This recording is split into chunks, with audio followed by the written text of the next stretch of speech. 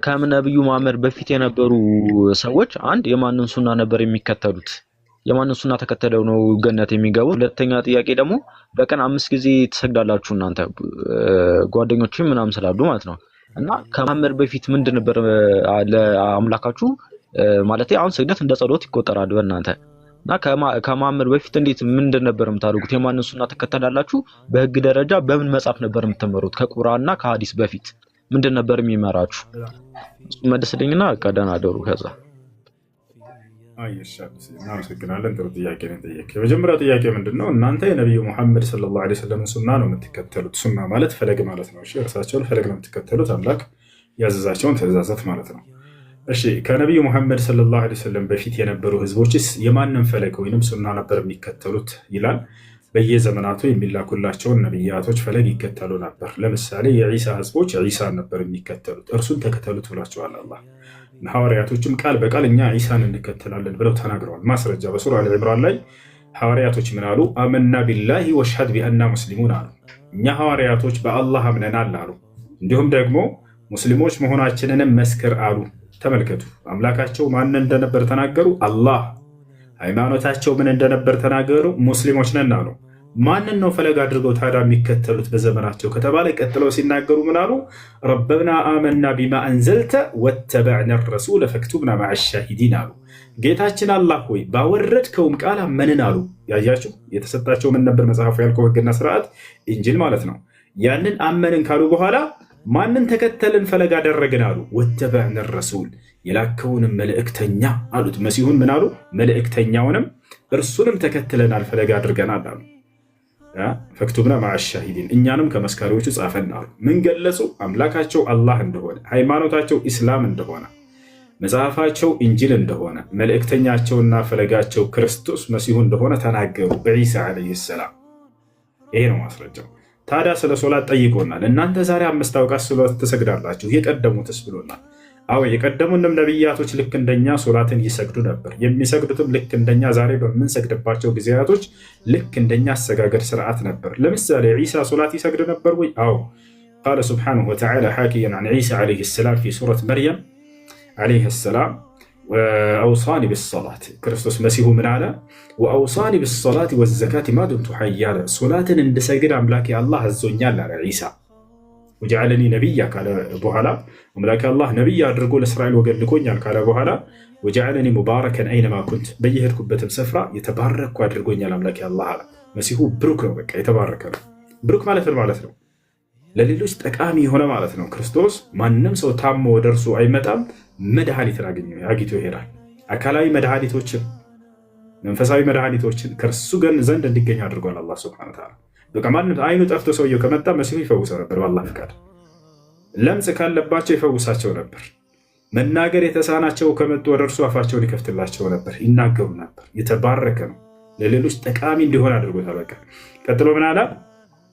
ወአውሳኒ ቢሰላት አለ። ሶላትን እንድሰግድ አዞኛል አለ። ስለዚህ ነቢያቶች ይሰግዱ ነበር። እነ ሙሴና ሀሩን ይሰግዱ ነበር ወይ? አዎ ይሰግዱ ነበር። ማስረጃ በሱራ ዩኑስ ላይ ሙሴና ሀሩን እንደሚሰግዱ አምላክ አላህ ሱብሓነሁ ወተዓላ ሲናገር ምን አለ? ወአውሐይና ኢላ ሙሳ ወአኺሂ አን ተበወአ ሊቀውሚኩማ ቢሚስረ ቡዩተን ወጀዐሉ ቡዩተኩም ቂብለተን ወአቂሙ ሰላህ። ወደ ሙሴና ወደ ሀሩን ሶላትን በአግባቡ ጊዜውንና አግባቡን ጠብቃችሁ ስገዱ የሚል ትእዛዝን አስተላለፍኩላችሁ ይላል። ስለዚህ ሙሴና አሮን ይሰግዱ ነበር። አብርሃም ይሰግድ ነበር፣ ልጁ ኢስማዒል እንዲሁም ልጆቹ ሁሉ ይሰግዱ ነበር። ማስረጃ አብርሃም ምን አለ? ረቢ ጀዐልኒ ሙቂመ ሰላቲ ወሚን ዙርየቲ። አብርሃም ጌታዬ አላህ ሆይ እኔንም ከዘሮቼም የሆኑ ክፍሎችን ለአንተ በአግባቡ ሶላትን ጠብቀን የምንሰግድ አድርገን አለ። እሺ ሌላስ ኢስማዒል እንደሚሰግድ ተናግሯል ወይ? አዎ ወዝኩር ፊል ኪታቢ ኢስማዒል ኢነሁ ካነ ሷዲቀል ወዕድ ወካነ ረሱለን ነቢያ ወካነ የእሙሩ አህለሁ ቢሰላህ ወዘካህ ወካነ ዒንደ ረቢህ መርድያ። አላህ በሱራ መርየም ላይ የማርያም ምዕራፍ ላይ ስለ ኢስማዒል ታሪክ ሲናገር ምን አለ? ወዝኩር ፊል ኪታቢ ኢስማዒል፣ ሙሐመድ ሆይ በዚህ በመጽሐፍ በቁርአን ላይ ኢስማዒልንም አውሳላቸው።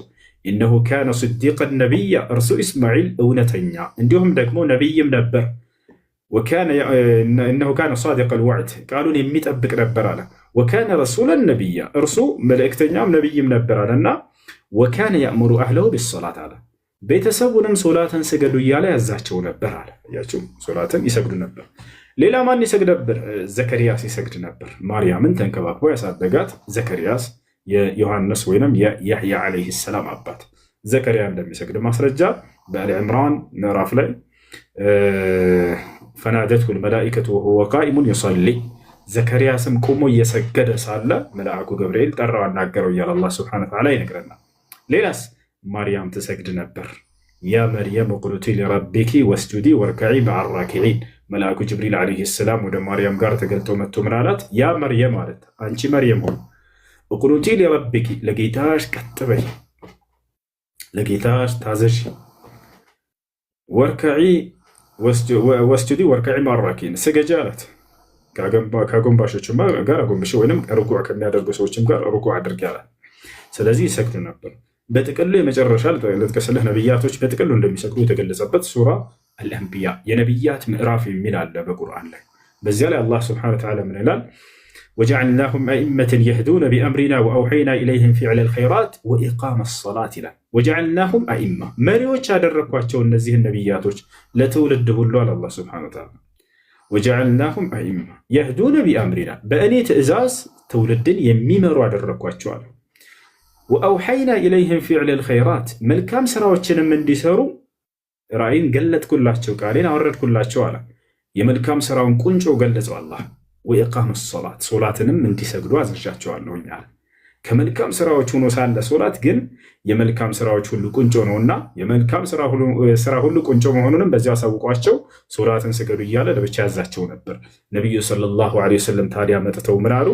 ቃለ ነቢዩ ሰለላሁ ዐለይሂ ወሰለም ሱኢለ ነቢ ሰለላሁ ዐለይሂ ወሰለም አዩል አዕማሊ አፍደል አንቱ የአላህ መልእክተኛ ሆይ ከስራዎች ሁሉ በላጩ ስራ የትኛው ነው ሲባሉ አሰላት ዐላ ወቅቲሃ ሶላትን መስገድ ነዋ፣ ጊዜውን ጠብቃቸው አሉ።